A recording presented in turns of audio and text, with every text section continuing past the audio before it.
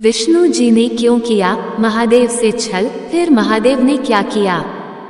भगवान शिव ने क्यों किया विष्णु जी के पुत्रों का वध, जाने पौराणिक कथा।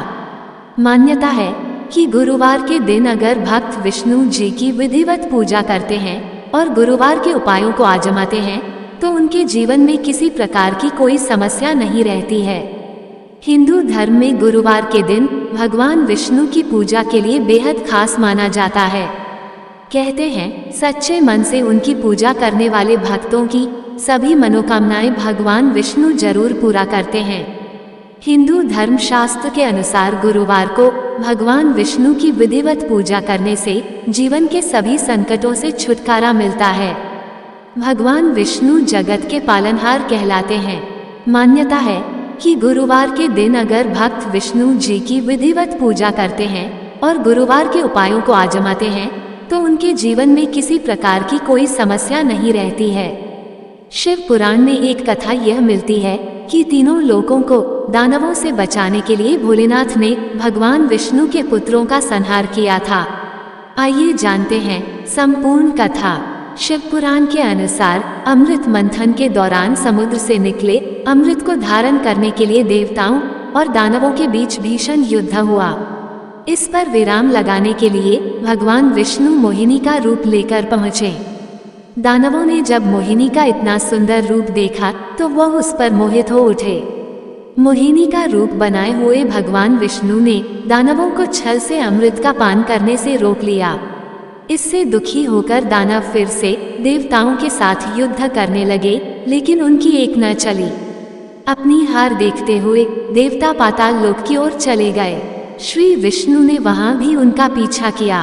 भगवान विष्णु जब दानवों के पीछे पाताल लोक पहुँचे तो उन्होंने देखा कि उनकी कैद में कुछ अप्सराएं थीं। वह सभी शिव भक्त थीं।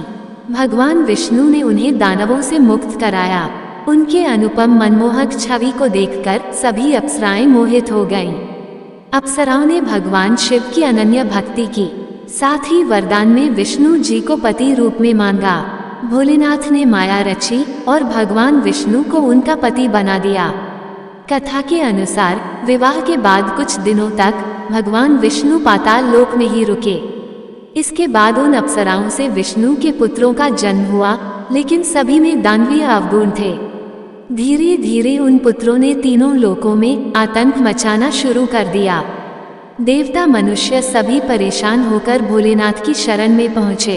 देवताओं और मनुष्यों की गुहार पर भोलेनाथ ने वृषभ यानी कि बैल अवतार धारण किया और पाताल लोक पहुँच गए।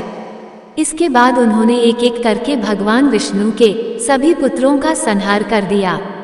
इस तरह उन्होंने तीनों लोकों को विष्णु के दानवीय पुत्रों के आतंक से बचाया।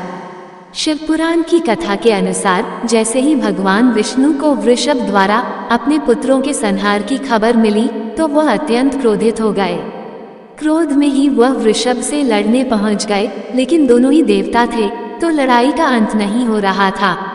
तब अप्सराओं ने भगवान शिव से विष्णु जी को उनके वरदान से मुक्त करने की प्रार्थना की। जैसे ही भगवान विष्णु अपने वास्तविक रूप में आए तो उन्हें संपूर्ण घटनाक्रम का बोध हुआ। इसके बाद उन्होंने शिव जी से अपने लोक। जब विष्णु जी वहां पहुंचे तो देखा कि वहां एक कुटिया में भगवान शिव और माता पार्वती विराजमान थे। उत्तराखंड में अलकनंदा नदी के किनारे बद्रीनाथ धाम है।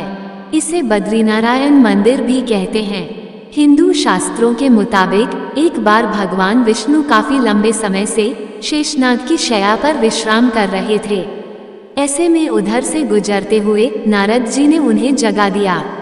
नारद जी उन्हें प्रणाम करते हुए बोले कि प्रभु आप लंबे समय से विश्राम कर रहे हैं, इससे लोगों के बीच आपका उदाहरण आलस के लिए दिया जाने लगा है। ये बात ठीक नहीं है। नारद जी की बातें सुनकर भगवान विष्णु ने शेषनाग की शैया को छोड़ दिया और तपस्या के लिए एक शांत स्थान ढूंढने निकल पड़े। इस प्रयास में वे हिमालय की ओर चल पड़े। तब उनकी दृष्टि पहाड़ों पर बने बद्रीनाथ पर पड़ी। विष्णु जी को लगा कि यह तपस्या के लिए अच्छा स्थान साबित हो सकता है। जब विष्णु जी वहां पहुंचे तो देखा कि वहां एक कुटिया में भगवान शिव और माता पार्वती विराजमान थे। शिशु अवतार से बना काम अब विष्णु जी सोच में पड़ गए कि अगर वह इस स्थान को तपस्या के लिए चुनते हैं तो भगवान शिव क्रोधित हो जाएंगे। उन्होंने उस स्थान को ग्रहण करने का एक उपाय सोचा। एक शिशु का अवतार लिया और बद्रीनाथ के दरवाजे पर रोने लगे। बच्चे के रोने की आवाज सुनकर माता पार्वती का हृदय द्रवित हो गया और वह उस बालक को गोद में उठाने के लिए बढ़ने लगी। शिवजी ने उन्हें मना भी किया कि वह इस शिशु को गोद में न लें, लेकिन वह नहीं मानी। वह शिवजी से कहने लगी कि आप कितने निर्दयी हैं और एक बच्चे को कैसे रोता हुए देख सकते हैं। इसके बाद पार्वती जी ने उस बच्चे को गोद में उठा लिया और उसे लेकर घर के अंदर आ गईं। उन्होंने शिशु को दूध पिलाया और चुप कराया। बच्चे को नींद आने लगी तो पार्वती जी ने उसे घर में सुला दिया। इसके बाद वे दोनों अपने अपने काम से कुटिया से बाहर चले गए। शिव को छोड़ना पड़ा स्थान। शिव पार्वती जब लौटे तो देखा कि कुटिया का दरवाजा अंदर से बंद था। पार्वती जी उस बच्चे को जगाने की कोशिश करने लगी पर द्वार नहीं खुला। तब शिवजी ने कहा कि अब उनके पास दो ही विकल्प हैं, या तो यहाँ की हर चीज को वो जला दें या फिर कहीं और चले जाएं। पार्वती जी ने कहा कि शिवजी इस कुटिया को जला नहीं सकते हैं क्योंकि यह शिशु उन्हें बहुत पसंद था और प्यार से उसे अंदर सुलाया था। इसके बाद शिव और पार्वती उस स्थान से चल पड़े और केदारनाथ पहुँचे। वहाँ पर उन्होंने अपना स्थान बनाया, जबकि वह स्थान तब से बद्रीनाथ धाम के रूप में विष्णु जी का स्थान बन गया। इस तरह छल से विष्णु जी ने शिव जी से उनका स्थान ले लिया। दोस्तों, आपको ये जानकारी कैसी लगी कृपया कमेंट करके जरूर बताएं। वीडियो पसंद आया हो तो लाइक करें और ऐसी ही और भी बहुत सारी कहानियों को सुनने के लिए चैनल को सब्सक्राइब जरूर करें।